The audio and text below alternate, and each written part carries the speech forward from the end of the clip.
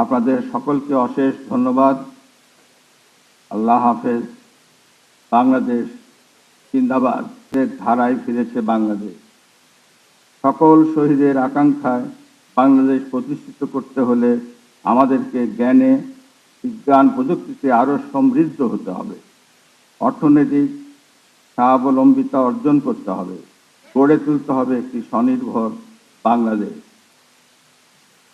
জাতীয় পাট দিবস 2026 উপলক্ষে বিভিন্ন ক্ষেত্রে পুরস্কার ও সম্মাননা প্রাপ্ত ব্যক্তি ও প্রতিষ্ঠান, বস্ত্র ও পাট মন্ত্রণালয় এবং সংশ্লিষ্ট সকলকে জানাই আন্তরিক অভিবাদন। সেই সাথে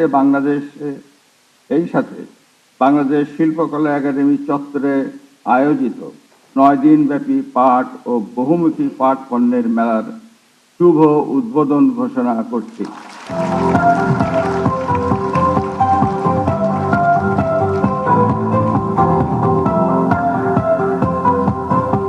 আপনাদের সবার সুস্বাস্থ্য, দীর্ঘায়ু ও কল্যাণ কামনা করে আমার বক্তব্য শেষ করছি।